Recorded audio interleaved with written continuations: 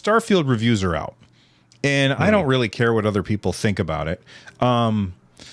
But like it's hitting around 88 or 89 or something like that on Metacritic. But it got me thinking, like, there was some discussion in my community Discord about it. It's an 88, by the way. There was some discussion in the community Discord about the fact that the game, that some people in some companies in Europe, like Eurogamer, weren't getting review codes for the game. And there was some people who were saying that it was because they go on a 5-point system and they don't do half points. And that means that if they score at a 4 out of 5 instead of a 4.5 out of 5, which you can't, if you don't do half points, then you're 4 out of 5. So that brings down the Metacritic score. And some people were thinking maybe that's the reason why they got, like, places like that got left off the review code, because it would bring down the Metacritic score if they got a 4 out of 5 instead of a 4.5 out of 5, because they don't do half points. And like, I've never been a fan of Metacritic. Like, people are always trying to use it as a measuring contest, and they're like, hey, this has an 88 on Metacritic. This has an 87 on Metacritic. So the game with an 88 is better.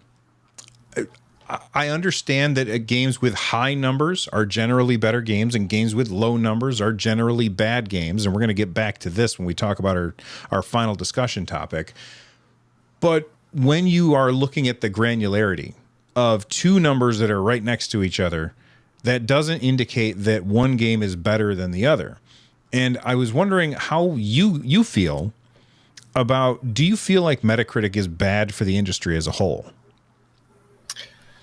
So I think it's not an incomplete measuring stick. I think that in the first month that a game releases, like, it's a completely different story. There are so many different things that happen within that time period. They've got like the early release period, like right now with Starfield. So people who paid their $100 or whatever to be able to play it early, like, that's a demographic. And then there's the people who are looking at those scores and they want to kind of get that boosted score and all the other gaming that they're doing right now. I can't fault Bethesda or anybody else if they are trying to play that system, because it is a big measuring stick, not only in just public perception during launch, but then also, like, I have a friend who's in the game industry, and he can recite me Metacritic scores because it moves money in the gaming industry. When they're like, oh yeah, that only got a 48 or whatever, you're like, I'm making the number up. But like, he has gone on record and like talking to me, and he's like, yeah, it's like, that's how they make their money. Like, they it's their measuring stick in the industry of whether or not they're going to like greenlight another sequel or things like that.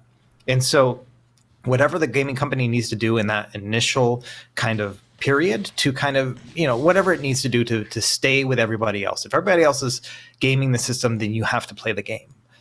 For me as a gamer, and you know, for movies and everything else, you know, Rotten Tomatoes and whatnot, none of those things matter to me. Like, it is a small factor that I maybe will sometimes look at, but maybe it's because you and I, Bill, are just kind of old and crusty at this point. But like, I know what I like, I know what I'm going to like, and I know what I want to invest my time into. And so those review scores of somebody else's experience will flavor like what I tend to do in terms of my buying decisions, but I will make that decision myself. And it's just a very small factor to it. And so because of that, yeah, there's a lot of Metacritic things happening in the background and stuff. I don't know. I don't really care. Like, that's the first monthers, like the people who are playing that game in the first month. I'm interested in seeing what's going to happen like 2 years from now. Like, are people going to still say this is an epic, amazing game? Like, Tears of the Kingdom is a great example. You, Bill, said it was one of the best games you had ever played in your entire life. It is. And then a month later, you're like, or 2 months later, you're like, Baldur's Gate 3 is one of the best games I've ever played in my life. It and is. I'm just like, Baldur's Gate 3 is better than Tears of the Kingdom. Listen, if you gun to my head, make me put a list of games, it is Baldur's Gate 3, Tears of the Kingdom, Breath of the Wild are my top 3 games of all time. wow. Like, that's how great that I feel like those games are. Yeah. But Russ and I like different things. So first off, that's the reason why when I do review games, I never give a numbered score, because I don't like the idea of numbered scores. I think Steam has a much better way of doing it, where they have positive or negative or overwhelmingly positive or whatever the different levels are.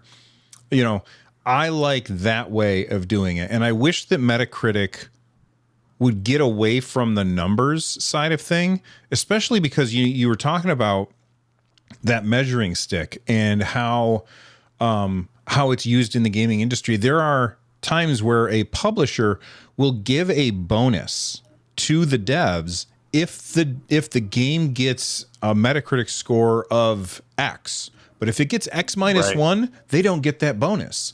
And when you are looking at like an 83 versus an 84 or a 92 versus a 93, that doesn't tell you anything.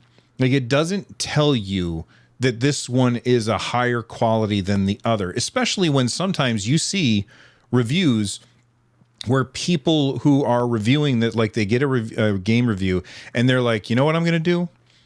And I'm not accusing anybody of doing this, but I believe that some people do this. I am going to purposely give this game, which I think everybody else is going to give really good reviews for, I'm going to give it a bad review. And the reason I'm going to do that is because people are going to see that on Metacritic and they're going to click on it, which will take them to my article, and I will get more clicks that way. And it's a very skeptical way of looking at things. And but I'm 100% sure that has happened in the past. And if you give it a low enough score, that could bring the whole number down below that point where the devs get that bonus from the publisher. And that's why I feel like Metacritic is bad for the industry. I like that it gives an easy way to go find all of the reviews. Like, that's a useful thing. But I just wish that it wouldn't put numbers on. I just wish it wouldn't put numbers on it. Yeah, well, quantify it. Yeah, quantify it. That's the word that I was looking for. All right. Well, let's get back to the question that was sent in by Mr. President Tom. They said, I'm wondering what everybody's favorite game that was incredibly poorly reviewed. Some that come to mind for me are Kirby's Air Ride, which had a Metacritic score of 61, Golf with Your Friends, which had a Metacritic score of 68 to 71, depending on the system, and Sonic Adventure 2 Battle, which had a Metacritic score of 73. So I sent this to you earlier today. I'm not sure. Did you get a chance to come up with a game that you felt like you loved, but it scored poorly on Metacritic? Yeah, I had two that I came up with. One is a retro game and one is like a more modern one. All right, start with the retro one, and then I'm going to go, and then we'll get your modern one afterwards. Yeah, so retro is like a totally different world because, you know, back in the day, you would judge a game. Like, I'm sure there were people who maybe had Nintendo Power. I did not. And so you measured a game by the box art and what the back of the box said at Blockbuster, you know, or sometimes, you know, if you were lucky enough to buy a game, you know, and so sometimes that was your judgment and you didn't have like somebody else giving it a score. And even today, I don't think that there are, like, if you went on Metacritic and looked at an NES game, for example, I'm not sure there's enough data out there to be able to say what critics were thinking at that time, you know. But one game that came to mind was a game that we had bought, probably mostly because of the cover, or maybe my parents bought it or whatever. And I'm sure people didn't like this game, but man, we played the heck out of it. And it was Shadowgate, which was... it's an RPG, but it was one of those where it's like it just shows one screen, and then you've got like your mouse cursor, and you move around, like look, and then you look, you know, touch, you know, that kind of thing. Very old school, almost computer kind of feel to it, but you're using the NES gamepad for it. That's a game that we played through and unlocked all of its mysteries without the use of the internet or any of that kind of stuff because we didn't have that back then. And we beat that game just kind of figuring things out over time on rainy days. And we played it out of a necessity and a requirement, but it's still a game that I load up. Every time I load up a ROMs list on a retro game or a system, I put on Shadowgate. And I know people don't like it. I remember my friends being like, this game is so terrible. Why do you keep playing it? And I'm like, I just got to get through it. You know, I got to play it. And I was enjoying that moment. And so that's a game I love. And it's like a game I treasure. It's a game I still haven't played through again, because it is slow. But yeah, that's one of those where it was like, probably very poorly reviewed for what it was. It wasn't the right medium for that type of game, you know, playing that on an NES gamepad.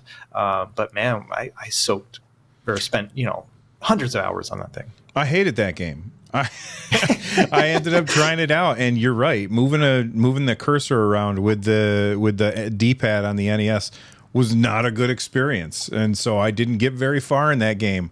That's awesome, though. I love that you loved that game, and it's also the kind of game where, yes, I feel like the D-pad experience is awful, but having it on a TV and sitting there with other people to figure things out on screen, that is compelling. Like, that's a compelling thing, and I can totally understand that. And you kind of lose that when you go to a computer with it, because a computer seems like more of a solitary experience. I mean, when I was a kid, I remember my friends and I playing games like Police Quest and stuff like that, and we'd sit next to each other at the computer and play, but it wouldn't be as good as if you were playing it on the TV. So I totally get that. One of us had like a pad of paper and a pencil, and like, like writing down, like trying to remember. Okay, remember they said that during that part or whatever. And so that was a fun experience. The only other game I can think of where we had something similar to that was Legend of Zelda: Wind Waker, because those maps, like the sailing and all that stuff, was just so much, and we were just like writing it all down. And so anyway, that's awesome. So for me, I went newer, much newer than that, but still a game that's like almost 7 years old at this point. I ended up picking this game up for the Nintendo Switch because when the Switch came out, it didn't have a whole lot of games. And this one is called Has Been Heroes. I don't know if you've ever played Has Been Heroes. Never even heard of it. It was a Nintendo Switch exclusive when it first came out. I believe it's on other systems now. It got a 54 on Metacritic, so really bad.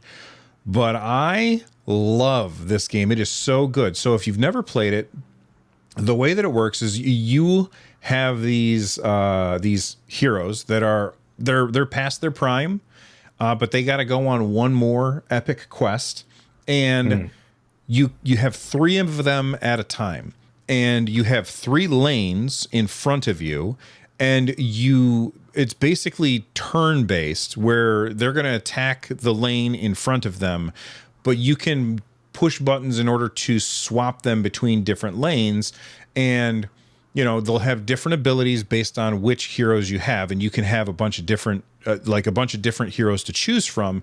And it's also a roguelike. So as you play through the game, you continually switch like who you're using. On this run, I'm going to use this guy, and this guy. They're going to be on these lanes.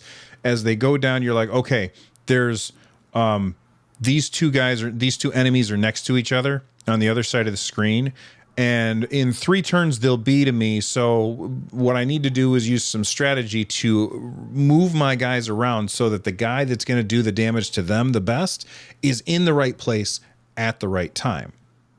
And I think the reason why it got a 54 on Metacritic is not because it's bad, but because it's bad at teaching you how to play. It's incredibly bad at teaching you how to play. And so therefore, it is ridiculously hard. But it is a really, really fun game once you learn the mechanics behind it.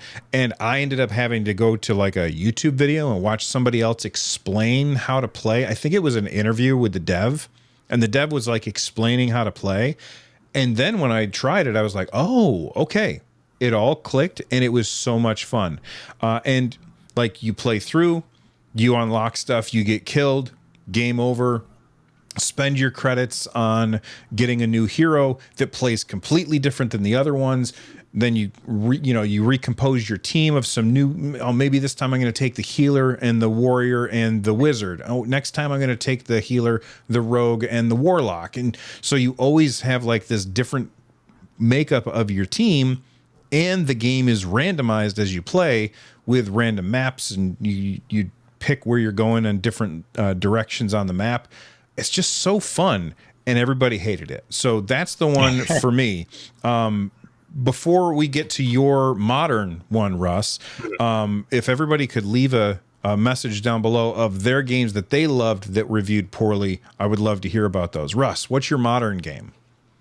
So it's modern-ish. It was Xbox 360 era, but it was Enslaved Odyssey to the West. Did you ever play that one? No, I think you told us about it before, but I don't remember. I'm not Yeah. sure.